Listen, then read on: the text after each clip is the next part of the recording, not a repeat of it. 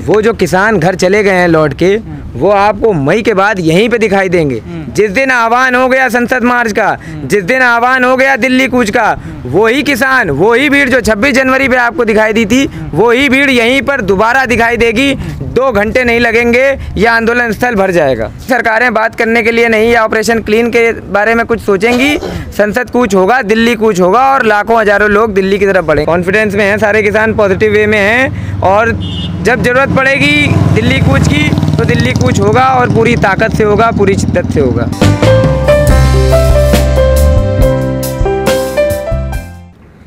स्थिति साफ है, सभी किसान यहाँ पर डटे हुए हैं। कुछ जो चुनाव की वजह से अपने गांव में हैं, कुछ काम की वजह से अपने गांव में हैं।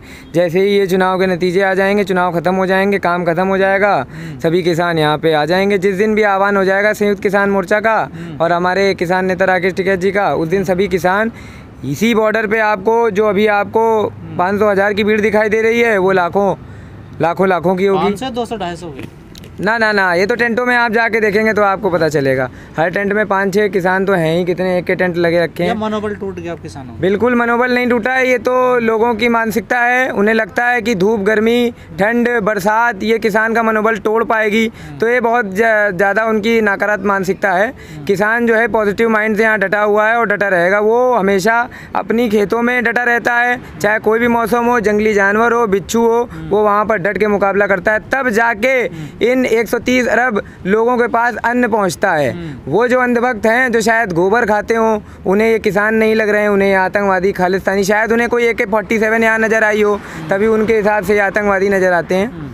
तो किसान के कोई नकारात्मक सोच नहीं आई, वो यहाँ पर डटा हुआ है और डटा रहेगा जब तक कि बिल वापसी नहीं होगी, तब तक घर वापसी। आपको नहीं लग रहा कि अब किसानों पास कोई रणनीति बची नहीं है सरकार से बात करने की?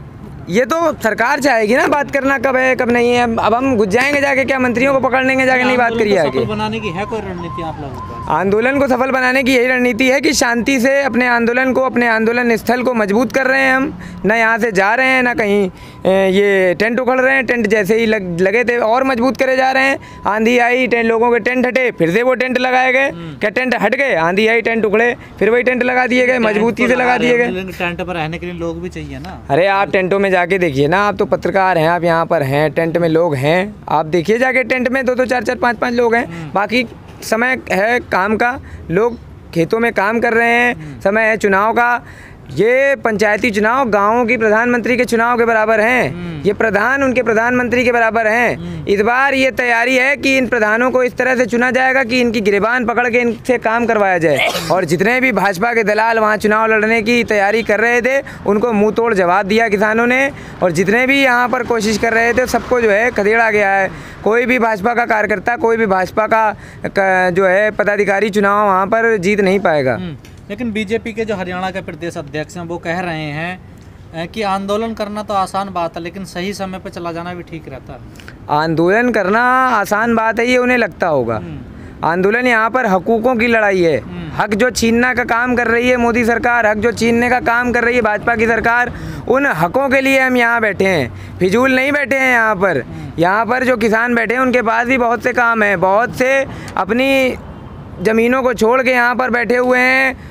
वहाँ पर महिलाएं काम कर रही हैं। ये समझिए आप, सिचुएशन ऐसी है कि ये यहाँ पर लड़ रहे हैं, उनकी महिलाएं कह रही जाइए वहाँ पर लड़िए और हम यहाँ पर खेती देख लेंगे, हम यहाँ घर बार देख लेंगे। सरकार कह रही है हम किसान को हक देना चाहते हैं। किसान बहुत बड़ी बेकदरी से 70 सालों से गुलाम रहा, उसको आज़ाद करना चाहते हैं, उसको मजबूत बनाना चाहते हैं। क्यों? पिछले 70 सालों में भाजपा की पिछली बार सरकार नहीं है, वाजपेयी जी की सरकार नहीं आई थी, तब इन्होंने आज़ाद नहीं करा किसानों को। ये झूठे लोग हैं, ये झूठे वादे करते हैं। इन्होंने हमेशा झूठे वादे करे। मजदूरों के ऊपर एक कानून बना दिया जिससे मजदूरों को समस्या होगी आगे चल के। किसानों के ऊपर ऐसा कानून ले आए जिससे किसान जो है गुलाम हो जाएगा। जिस प्रकार गुजरात में किसान नमक का गुलाम है, उस प्रकार यहाँ भी किसानों को गुलाम करने के लिए ये कानून लाए गए। आप गुलाम, वो आज़ादी की बात कर रहे हैं, दोनों यही तो बात है ना, फ़र्क की बात है। आप किसान के पास अगर जाएंगे, उनकी ज़मीन पे उनसे बात करेंगे जाके, तो वो आपको सच्चाई बताएगा।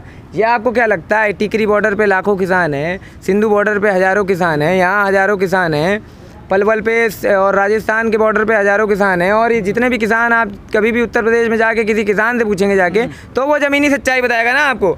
आंकड़े पैदा कर देते हैं झूठे, आंकड़ों में तो योगी आदित्यनाथ ने ये दावा किया है कि ऑक्सीजन की कोई कमी नहीं है। जमीनी स्तर पे देख लीजिए, ऑक्सीजन के लिए दर ठोकरे खा रहे हैं लोग। टेम्पो में इलाज हो रहा, रिक्शे पे इलाज हो रहा, सड़क पे महिला लेटी है ऑक्सीजन का सिलेंडर लेके, लोग अपने परिवार के लिए ऑक्सीजन का सिलेंडर लेके दौड़ रहे हैं। तो ये हैं आंकड़े।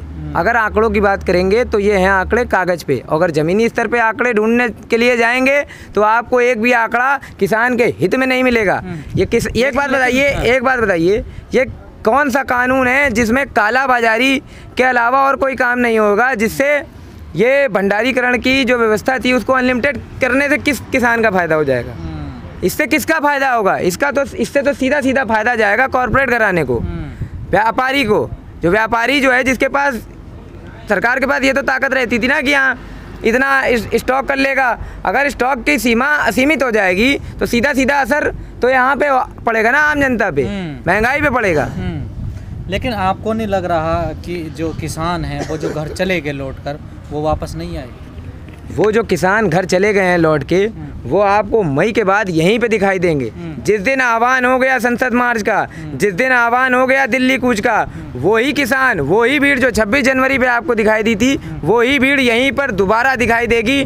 2 घंटे नहीं लगेंगे, यह आंदोलन स्थल भर जाएगा। लेकिन संसद मार्च की जो आपकी जो प्लानिंग थी, वो तो ऐसी खबरें आ रही हैं कि वो कैंसिल कर दी गई। उस प्लानिंग को इसलिए कैंसिल कर दिया गया क्योंकि कोरोना की इतनी गाइडलाइन सरकार ने कर दी है। अगर इस समय पे किसान नेता या किसान संसद की तरफ कूच करेंगे, दिल्ली की तरफ कूच करेंगे, तो सारी की सारी जो सरकारें हैं वो उनके ऊपर टूट पड़ेंगी कि ऐसे हालात में भी दिल्ली की तरफ इतनी भीड़ लेकर बढ़ना ये एक गलत चीज़ है। तो अभी उसको स्थगित कर दिया गया है। लेकिन जैसे ही माहौल ठीक होगा, जैसे ही सरकारें बात करने के लिए नहीं या ऑपरेशन क्लीन के बारे में कुछ सोचेंगी, संसद कूच होगा, दिल्ली कूच होगा और लाखों हजारों लोग दिल्ली की तरफ बढ़ेंगे। लेकिन इस पे गाजीपुर बॉर्डर पे तमाम किसान नेता थे जो पहले मंच पर रहते थे 1-2 महीना, वो भी अब नदारत रहते हैं यहाँ से। ये तो शायद आपने देखा नहीं है। अभी पिछले 1 घंटे पहले टिकैत साहब तो आज हैं नहीं, टिकैत साहब तो आते रहते हैं। और भी तो नेता थे, और भी नेता हैं, जितने भी नेता हैं, तेजिंदर सिंह विर्क जी हैं या जगतार सिंह बाजवा जी हैं या DP सिंह जी हैं, सभी नेता अभी मंच पर मौजूद थे। शायद आपने देखा नहीं। बिल्कुल